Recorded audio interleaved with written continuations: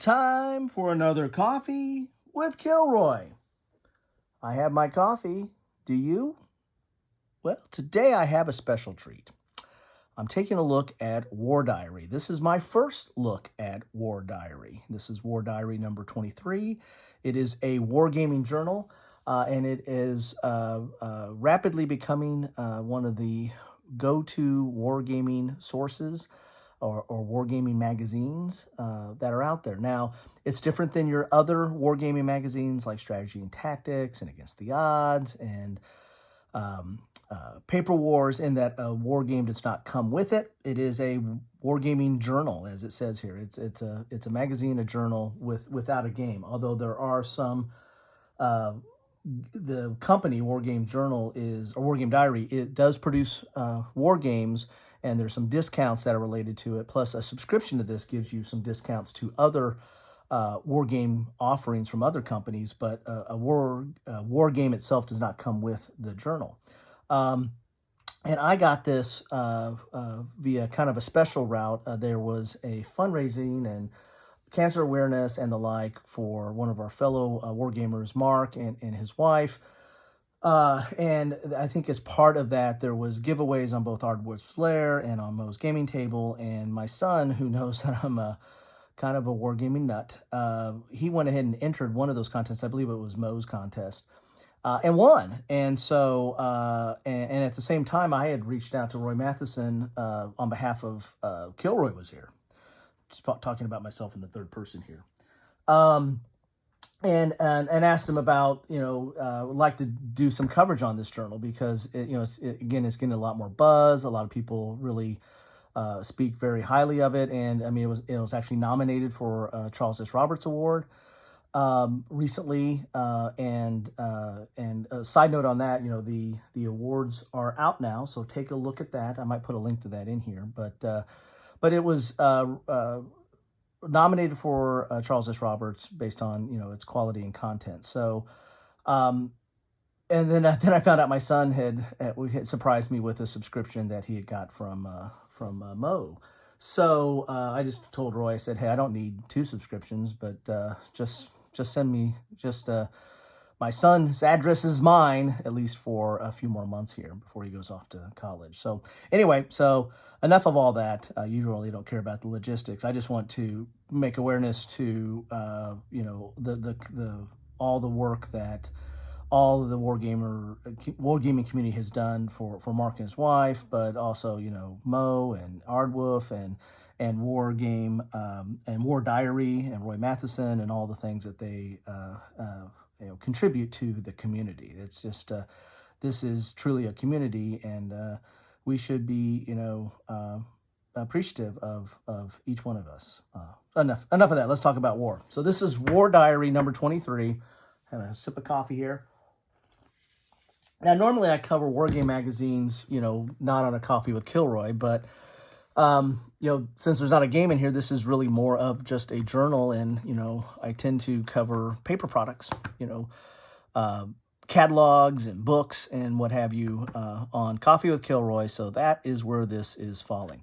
Now, right off the bat, I like the cover. This issue is kind of dedicated to the Battle of South Mountain. There's at least a couple, I think at least one, if not a couple of articles in here about South Mountain and comparing some of the games and stuff.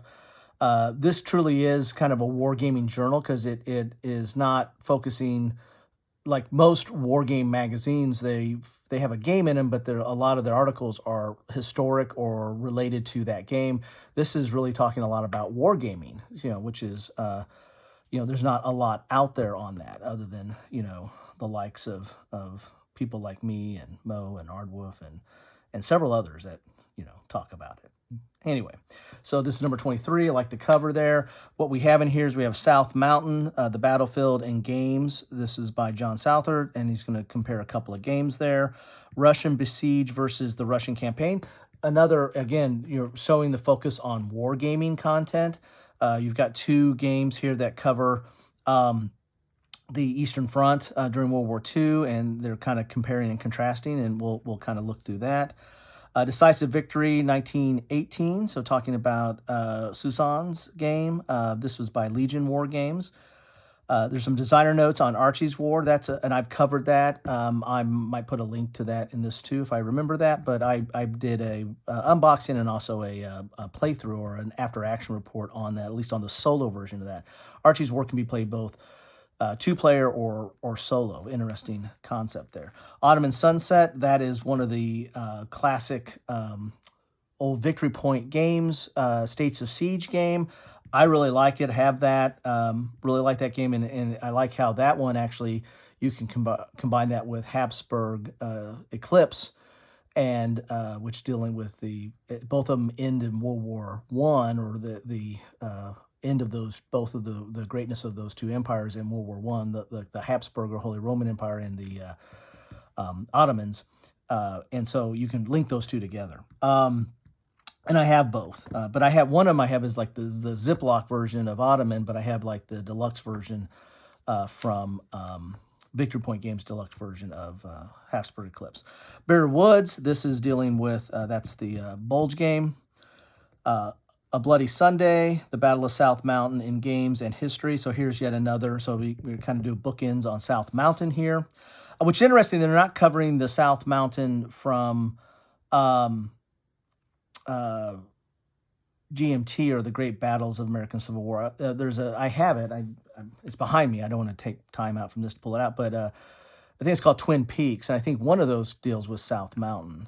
There's 2 big battles in that, and I think one of them is South Mountain. So there's quite a few games on South Mountain. A Bloody Sunday, a War Diary interview. With Dirk Benneman. So there you have it. There's the editor, Roy Matheson. I want to thank Roy for this. Well, I mean, my son won this through Mo, so I want to thank Mark and Mo and Roy and my son for getting me this magazine. So there you have it. So this is the article about South Mountain by John Southard. And I'm not going to read this article to you. That would take too much time, and you do not want to hear me read. But this is kind of talking. I like this aspect where they're talking about the battle, and you're seeing some of the terrain and the way it looked, and then you're actually seeing it on the map board here as well. That is kind of a unique approach to the way we look at these things, because I mean, not all of us can travel to all the battlefield sites or live near them to see that. And when we're playing these games, I always like the fact that this is how it really kind of looks. I've tried to go to a few battlefields. There's more. I've been to several. I filmed a few on Kilroy from the road. I like to do that more. But I like this approach, by the way, just the visual of that. So these are the games that it's covering in here, at least in this article here. Here's that Russia besieged versus the Russian campaign. And this is kind of an interesting little article. I haven't got all the way through it, but it is... you're getting these like insets here and talking about some comparisons of this is the Russian campaign. They're really kind of focusing on the Compass version. I mean, there's been 4 or 5 versions of Russian campaign. I mean, GMT came out with their own at about the same time that Compass came out with theirs, but this is the Compass version, I believe. And you're seeing some of these insets, and then they're going to go into Russia Besieged, that's another Compass game. So they are comparing Compass to Compass, but you can tell there's a different look to it and here's a different results table and the like. So, and this is very imaged based. I mean, there's not as much text in this. So this is an interesting little article about how it's comparing those two games and how they're tackling a similar subject, but in a little bit different perspective. And again, I'm all about perspective. Take a look at my banner image and message that I have on my website. Here's an ad for TSWW. Haven't got into any of their games, and I think if you get a subscription, you get a discount off their games. I believe they're one of the companies that you get that. They look good. They're kind of pricey, so I hope they're good for that. But like 23 maps, 2,800 counters. I mean, my goodness. Here's that article about a decisive victory, 1918, Cezanne's. Talking about that and some imagery here. This looks like an interesting game as well. Here's those designer notes for Archie's War. And those are the maps there. And this is the Battle of Guadalcanal. And again, it can be played 2-player or solo. I need to read those. that article. Here's Autumn and Sunset. Here's analysis and strategy. It's kind of interesting article there. And I know that Worthington is doing deluxe version of a lot of the old States of Siege or the Victory Point games, and I don't know if they've done if this is talking about that deluxe version. As I said, I have I think the original Ziploc version of it, and then Victory Point games started coming out with a little bit more of a deluxe version that had like a puzzle map and that was mounted, and a little bit better components in a box with a slip cover. And so I don't know if this is that version of Ottoman or if this is the deluxe version of Ottoman. It looks like it's got Victory Point games on it, so maybe it is that one. Here's some advertisements for yet other war games. I've heard really good things that these are solitaire games. I've heard really good things about these games, the 8th and the 20th. Some more articles for TFWW. Here's Bitter Woods, a checklist for the initial game turn special rules. So here you go. You want to have that? So that's just it. That's just the little checklist there to check out for the special rules on the first turn. Here's Bloody Sunday, again, the Battle of South Mountain in games and history. Ooh, I love maps. So here's some of the South Mountain games they're talking about here. So Greater Victory, South Mountain. This is an MMP. This is a Legion. So a little bit of article on that. Let's see if they're still talking about the same games there. Yeah, they're still talking about those 4 games, I believe, there on that. So you see a little bit of differences there.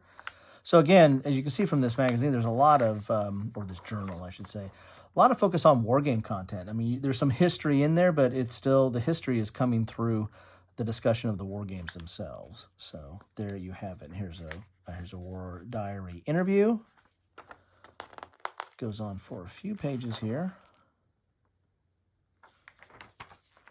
And then an ad for the upcoming Point Blank Winter Victory. And then some ad for a Legion War Games coming out here, A Glorious Chance. So there you have it. Oh, a solitaire game. I didn't catch that. So that's interesting. Solitaire naval game. Interesting. In the Age of Sail. So there you have it. That is War Diary number 23. As I said, this looks interesting. It looks, get me a drink here. It looks, covers something that is not covered as much. I mean, there's a lot of war game magazines that cover history and have a game with it and with a little bit articles on games. This is mostly about games, war games, and but also comparing it to history and the like. So anyway, again, want to thank everybody that got this to me, however it got to me. And my son is in another country right now for a month. And in the country he's in, I don't think they allow YouTube. So he'll get this thanks when he gets back. Anyway, thank you all. I'd love to know your thoughts on War Diary, what you think about it. And just leave them in the comments down below. Take care, everybody.